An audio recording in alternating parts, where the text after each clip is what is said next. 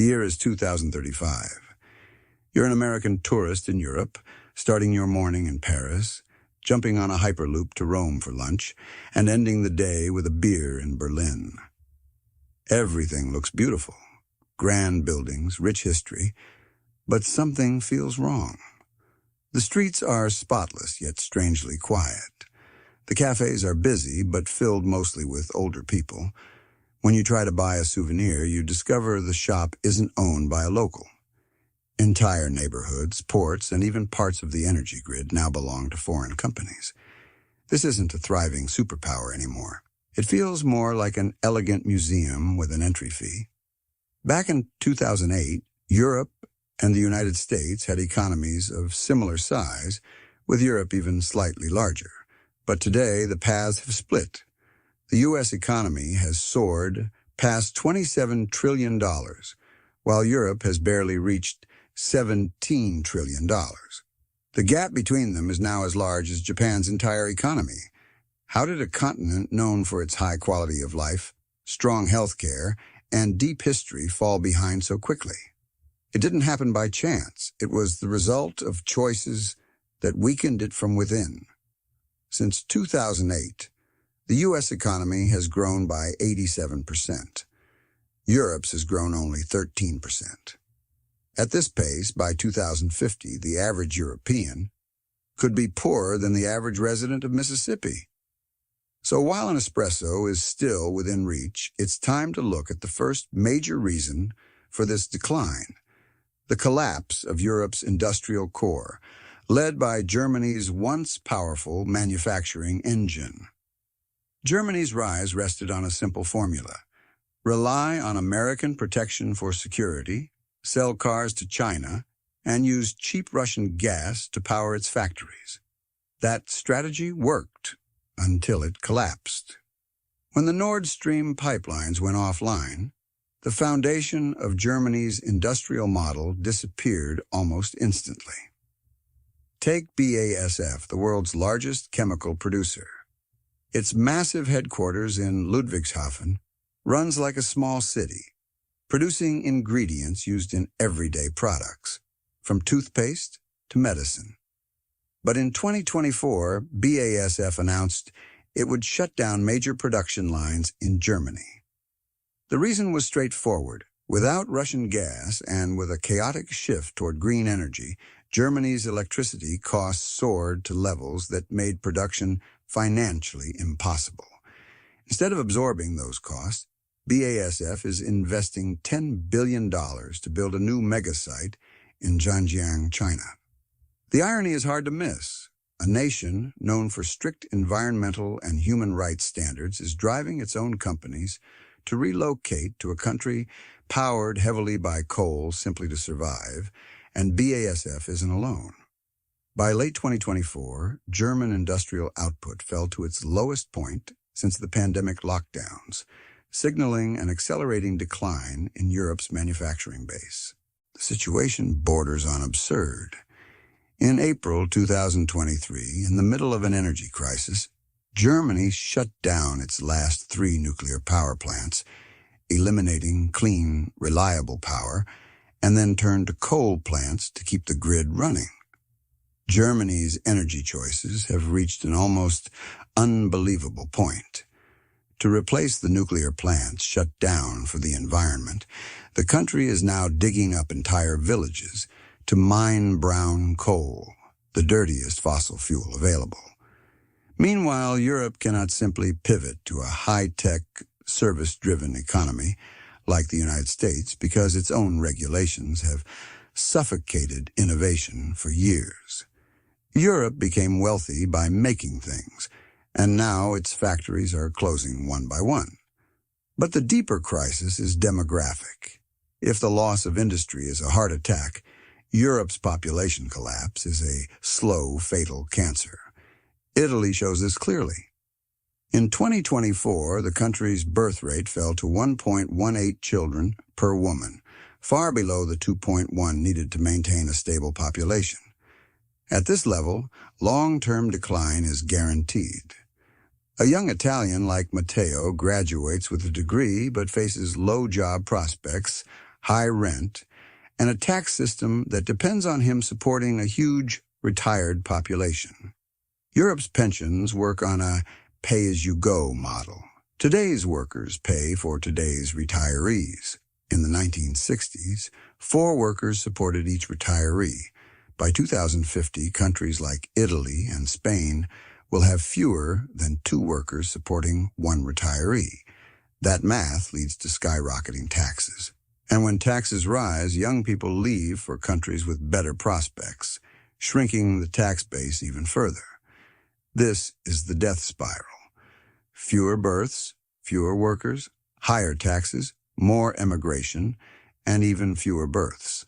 Italy recorded fewer than 370,000 births in 2024, its lowest number since the 1800s. Politically, solutions are nearly impossible. Cutting pensions is unpopular, and large-scale immigration sparks backlash. So leaders stall, borrow, and delay, while the demographic cliff edges closer. If you were Matteo, would you stay and pay crushing taxes or leave for better opportunities? Europe is only 2 problems in: industrial decline and demographic collapse, and it's already in deep trouble. So surely the continent is building the next tech giant to save its future, right? Unfortunately, no. Europe is stuck in an innovation vacuum. Try naming a European smartphone. Nokia and Ericsson are gone. A European search engine? None. A European social media platform? Maybe Mastodon, but it's niche. The truth is simple. The modern economy is digital, and Europe has become a digital colony of the United States. Look at America's Magnificent Seven: Apple, Microsoft, Google, Amazon, Nvidia, Meta, Tesla. Together, they're worth more than the combined stock markets of the UK, France, Germany, and Italy. 7 U.S. companies outweigh the entire economic legacy of Europe's industrial age. This isn't because Europeans lack talent. The web was invented at CERN. DeepMind started in London. The issue is Europe's obsession with regulation. The U.S. builds new technologies. China copies them. Europe writes rule books for them, often before it has any companies capable of competing. A perfect example is Mistral AI, a French startup with world-class potential. Instead of focusing fully on building models, it must navigate endless layers of GDPR rules, digital market laws, and compliance demands. On top of that, Europe's market is fragmented. A U.S. startup instantly accesses 330 million customers under one legal system. A European startup must fight through different languages, tax codes, and labor laws every time it expands to a new country. Growth becomes slow and expensive, and most companies never reach global scale. The few that do often get acquired by American giants: DeepMind by Google, Skype by Microsoft, Booking.com by a U.S. holding company. Europe trains the talent. America reaps the rewards. And here's the number that captures the decline. In 2008, Europe held 30% of the world's top 100 companies. Today, that number has collapsed, and the trend is still downward. Europe's share of the world's top companies has fallen from 30% in 2008 to less than 14% today. The future is being built in San Francisco and Shenzhen, while Europe watches on devices invented in America and manufactured in China. Another major problem is capital flight. Money tells the truth about an economy, and right now money is leaving Europe at full speed. Americans invest heavily in stocks. Over half of U.S. households own shares. In Germany, only about 18% do. Europeans keep most of their savings in low-interest bank accounts or tied up in real estate, which means European companies struggle to access the capital they need to grow. If a startup in Berlin needs $100 million, it quickly discovers that European banks and investors can't or won't provide it. So founders go to the United States. That's why ARM, a crucial British tech company, listed its IPO on the NASDAQ instead of in London. Spotify is Swedish but trades in New York. BioNTech is German but listed on the NASDAQ. Even Birkenstock, a sandal maker, chose the New York Stock Exchange. This creates a self-reinforcing cycle. European investors chase higher returns in the U.S., European companies follow the money to U.S. markets, and the U.S. grows even faster. Europe, meanwhile, starves its own economy of capital. The biggest example is Norway's sovereign wealth fund, the largest in Europe, which invests most of its stock portfolio in America, not Europe. In short, Europe is funding American innovation and then buying the products that result from it. Factories are closing, populations are shrinking, and money is flowing toward U.S. markets. Given the choice, if you had $100,000 to invest today, would you put it in the S&P 500 or the DAX? Europe's next major crisis is its self-inflicted energy disaster.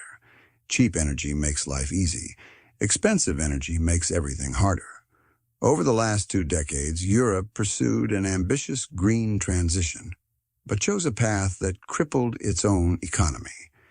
It shut down nuclear plants, banned fracking, built huge amounts of wind and solar, and relied on cheap Russian gas to fill the gaps. The entire system worked only as long as Vladimir Putin behaved predictably, something history should have warned against.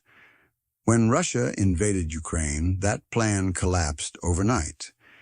Energy prices in Europe soared to levels up to 10 times higher than in the United States. American factories enjoyed cheap shale gas, while European factories struggled to survive on imported LNG that costs several times more. In 2023 and 2024, European industries paid 3 to 4 times more for electricity than competitors in the U.S. and China.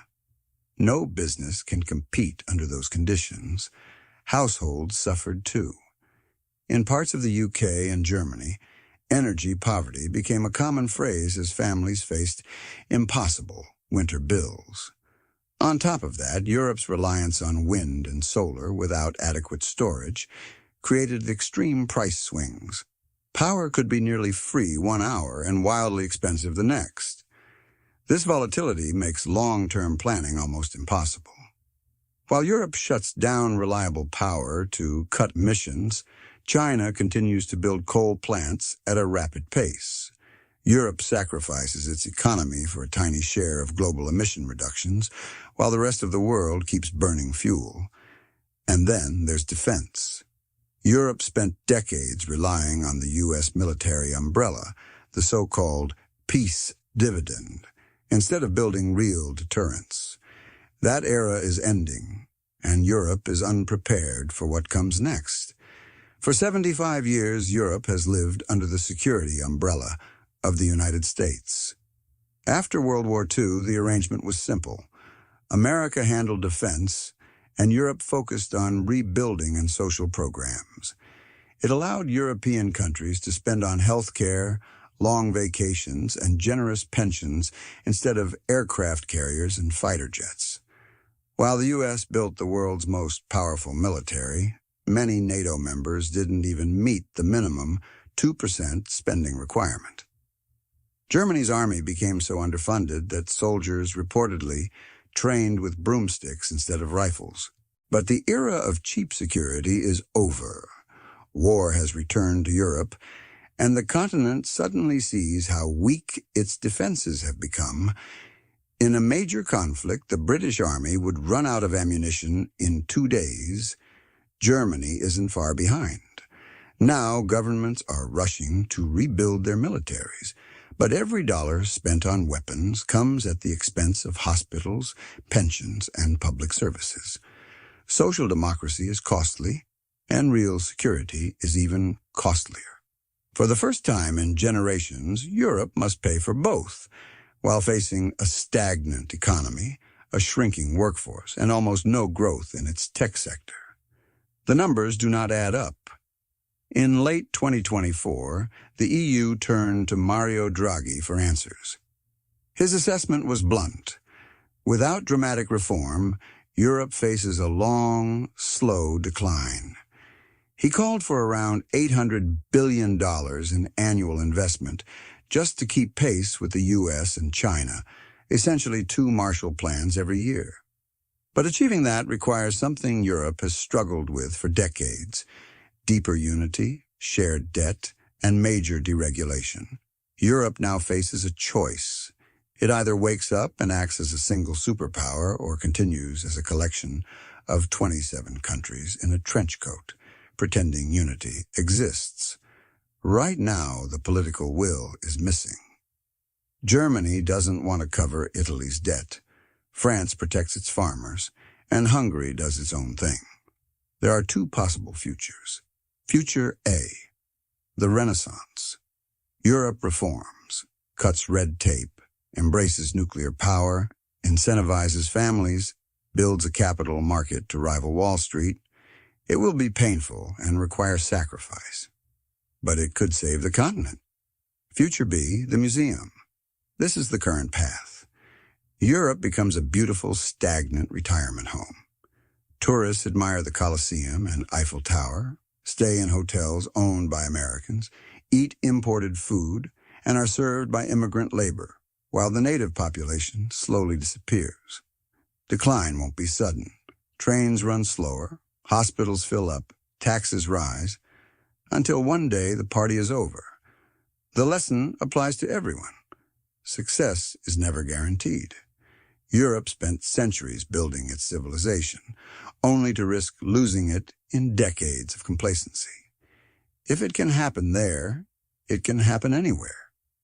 A strong Europe matters to the world, but math doesn't care about feelings. If this sounds grim, that means you were paying attention. To see how the U.S. pulled ahead while Europe fell behind, watch our next video on the American economic cheat code. Subscribe if you want to prepare for the next recession.